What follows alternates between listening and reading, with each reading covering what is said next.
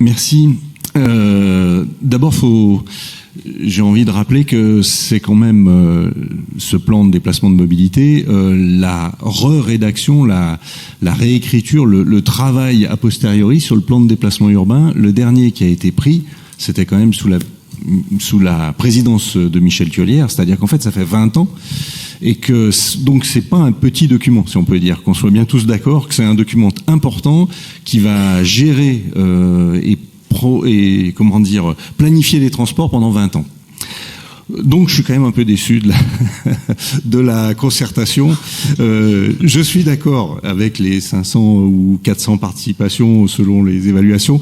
Il y en a par exemple que 6 dans le registre, dont je crois la mienne, donc j'ai tendance à dire, mince, là, ça a pas tant marché que ça. J'aurais aimé que ça marche plus. Espérons qu'à l'enquête publique, il y ait plus de gens qui réagissent. Donc une consultation importante. Je voudrais ressouligner ce que tu as souligné, Luc. Vraiment le travail des associations, les cyclistes, les piétons, les usagers des transports se sont mis ensemble. Ils ont fait un excellent travail. Ils l'avaient déjà fait parfois à d'autres niveaux, pour la région ou pour d'autres, mais vraiment, ils ont réfléchi, proposé. Je dis pas que tout est réalisable, parce qu'il y en a pour quelques centaines de millions d'euros, je pense. Mais c'est très, très, très intéressant. C'est une nouvelle fois, c'est la maîtrise d'usage qui vient compléter la maîtrise d'ouvrage que peuvent avoir les collectivités. C'est vraiment moi j'invite presque tout le monde à le lire, parce que là il y a aussi une planification, un pronostic pour Saint-Étienne Métropole et même pour le bassin de mobilité pour les 30 ans. Il y a une vision. Je vais être rapide pour dire que pour nous, il y a un peu 3 grands axes à suivre dans ce qui va être à l'enquête publique, où vous choisirez. C'est effectivement, on est tous d'accord, le réseau RER.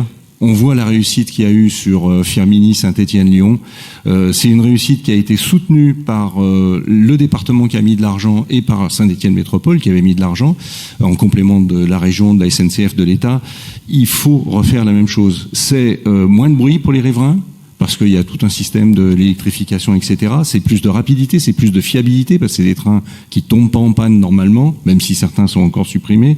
C'est des trains au quart d'heure aux heures de pointe, ce qui est fondamental pour apporter de la fréquentation. Je regrette que la région ait d'ailleurs supprimé au passage un certain nombre de trains qui étaient fondamentaux pour l'équilibre du RER existant Firminy, Saint-Étienne, Lyon-Ambérieu. Ils ont supprimé les directs entre Saint-Étienne et Lyon. Il faut demander à ce qu'ils reviennent. Ils ont supprimé les petits Givors, c'est-à-dire les trains qui faisaient l'omnibus entre Givors et Perrache. Et du coup, maintenant, tous les trains qui font Saint-Étienne-Perrache et qui font d'ailleurs Firminy, Saint-Étienne-Perrache prennent 10 minutes à un quart d'heure de retard pour l'arrivée à Perrache.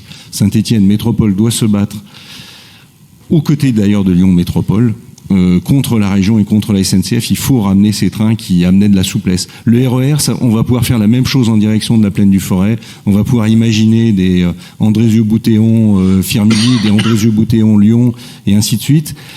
Surtout qu'on a la chance d'avoir une étoile de transport en commun, puisqu'on a des bus qui ramènent des enfants au moins sur les cités scolaires, et qu'il suffit d'utiliser ces étoiles de transport pour autoriser des usagers lambda, et subitement on va pouvoir faire du rabattement, et c'est une bien meilleure alternative aux 2 fois 3, aux 2 voies. Enfin, on est passé de 2 fois 1 voie à 2 fois 2 voies, et bientôt il y a des gens qui imaginent des 2 fois 3 voies. Ça sera toujours le bouchon à la Guyonnière, je crois que c'est le terme.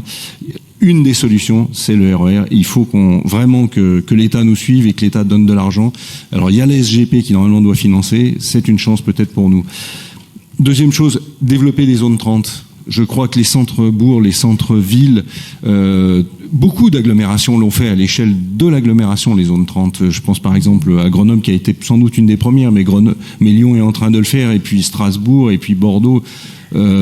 La zone 30, c'est pas une zone d'apaisement, une zone de sécurité réservée à la ville-centre. C'est une zone de sécurité et d'apaisement réservée à la totalité des bourgs qui veulent s'y lancer dedans, et vous verrez les réussites. Et ce qu'on fait actuellement comme zone 30 à Saint-Étienne, je m'excuse, ce n'est pas encore une vraie zone 30. On a encore beaucoup, beaucoup de choses à faire. Dernière chose, il va falloir... dernière proposition, j'aurai 2 ou 3 choses derrière. Il va falloir proposer de plus en plus de modes actifs de déplacement. De la trottinette au vélo, au piéton, il va falloir qu'on arrive à le développer partout, tout azimut et pour tout le monde. C'est l'alternative aussi bien pour le centre que pour la périphérie. Un vélo, ça peut servir aussi à aller dans une gare périphérique et prendre son train. Je vous invite à voir tout un tas de pays européens qui ont développé ce qu'on appelle le BTB, Bicycle Train Bicycle, c'est-à-dire j'ai mon vélo pour aller à la gare, je laisse mon vélo, je prends le train, je vais dans la ville-centre, j'ai un autre vélo et je vais jusqu'au travail. Et ça fonctionne, ça marche, on peut le faire partout, et à Saint-Étienne, même malgré les pentes et tout, on arrivera à le faire, je vous l'assure. J'irai vite pour dire que ce qu'on est sûr, c'est que les centres-villes, si on veut qu'ils fonctionnent, toutes les études sociologiques le disent, les gens, ce qu'ils veulent trouver, c'est des services, c'est-à-dire c'est du commerce, c'est de l'emploi, malheureusement trop souvent il est parti en dehors du centre-ville, c'est de la verdure, c'est de la fraîcheur, c'est de l'eau, c'est des moyens de se déplacer à pied, à vélo, etc. Nos centres-villes ont un énorme progrès à faire et il faut qu'on sorte de l'urbanisme des 30 Glorieuses pour arriver dans l'urbanisme d'aujourd'hui, quoi. Une dernière chose, on est content de la fréquentation des transports en commun et de la progression, etc. Il faut quand même jamais oublier que chaque fois que l'essence augmente, la fréquentation des transports en commun augmente. Donc on a une chance. Aujourd'hui, on peut dire le tram, ça marche super bien, les bus, ça marche super bien, le vélo même se développe aussi. Oui, mais c'est aussi parfois parce que ça coûte trop cher à tous les Stéphano-métropolitains pour se déplacer en voiture. Alors je pourrais dire, je suis content, il y a moins de voitures, il y a moins de pollution, mais quand même, c'est un déplacement contraint et si l'essence rebaisse, on va perdre de la fréquentation. Donc on a encore des progrès à faire et le réseau a besoin d'amélioration, de réorganisation permanente pour aller au plus près des demandes. Mais je vous remercie pour le travail parce que faire un PDM, c'est pas fait en 2 jours.